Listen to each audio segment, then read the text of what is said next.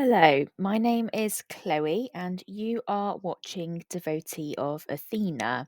Now, this is the very first video or audio, depending on where and how you're consuming this media, that I have done for this platform.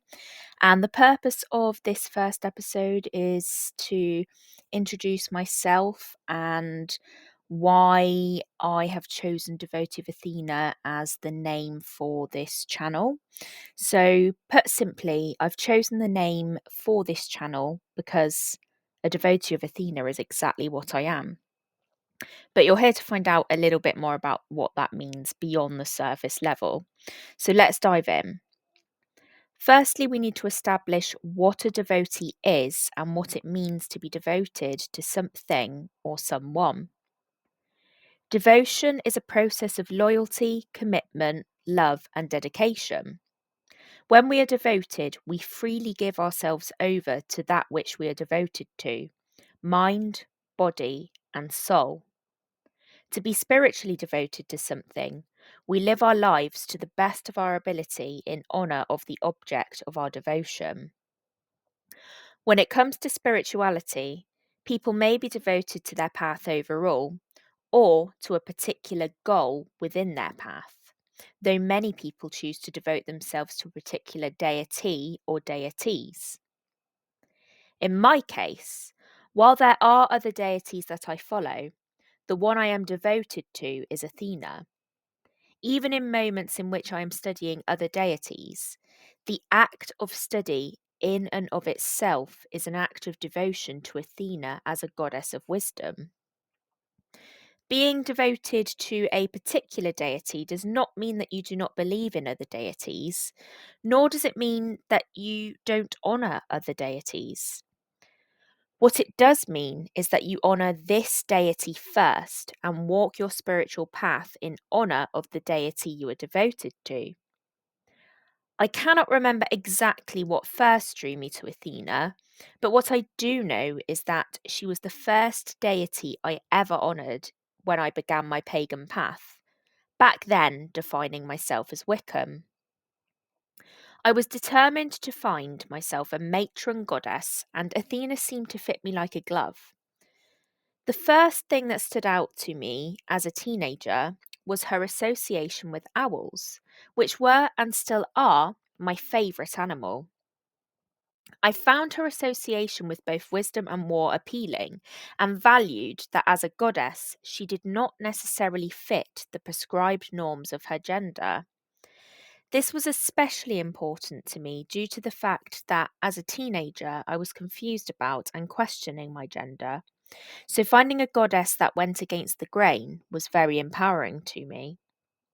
As for her link to wisdom, I was struggling through school and needed a friend to help me with my studies. I had Athena with me through every class, every exam, every essay, and every project. My necklace dedicated to her took me from my GCSEs all the way through university and into my teacher training. She's even been there during job interviews. So she's been there throughout my life journey and remains there to this day. Even now, I find myself surprised by the ways in which her life and her legends parallel my own. Now, here is where I'm going to get deep. I lost my dad to suicide, and for the first month and a bit, I felt very spiritually disconnected. But I remembered a story regarding Athena and Arachne. In short, Arachne is a fantastic weaver who finds herself entangled in a weaving contest with Athena. Athena weaves a scene glorifying the gods, while Arachne weaves a piece that effectively calls the gods out. Her tapestry was deemed more beautiful than Athena's. Athena was upset not only by the content of the tapestry, but also the fact that it was more beautiful than her own. So she destroyed Arachne's piece. This left Arachne in so much despair that she hung herself, which left an impact on Athena so profound that she transformed Arachne into a spider to weave forevermore. Before my dad died, hearing this story was quite a shock, as in my naivety, I thought Athena was the villain in the story. I now know this isn't the case.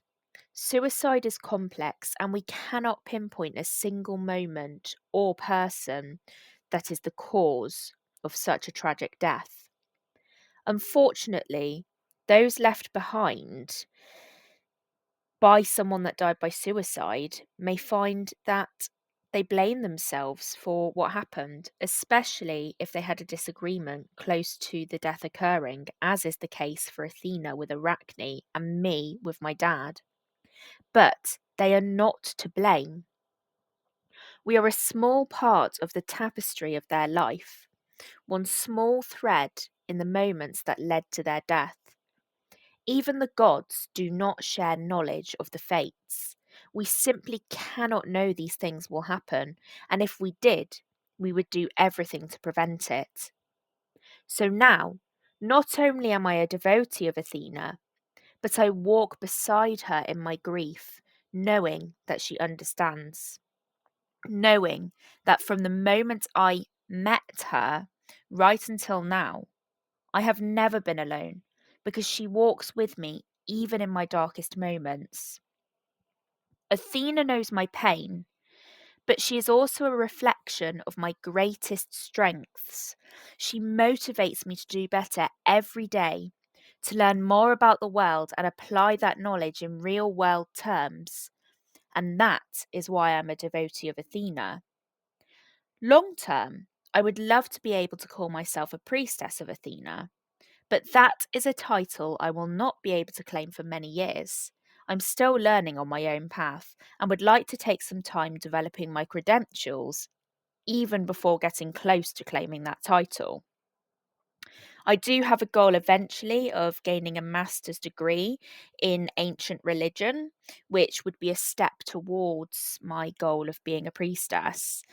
And I'd also like to undertake priestess training with a place such as the Glastonbury Goddess Temple or the Temple of Cornwall. But that would come after my master's degree. It's a long way away yet, but I hope you follow me on my journey as we learn and grow together. I'll share my path, my ideas, and all the things I learn along the way on this channel, my Instagram, which is already ongoing and active, and any other platform that I might have, such as blogs or my TikTok account. Please do follow me and please do engage and share your own questions, thoughts, ideas, perspectives, or even suggestions of things I can read, resources that I can look to. I'd love to learn and absorb as much information as I can. But until I get to that point of priestesshood, if what I have to say interests you, then please come along for the ride as we step forward on this path.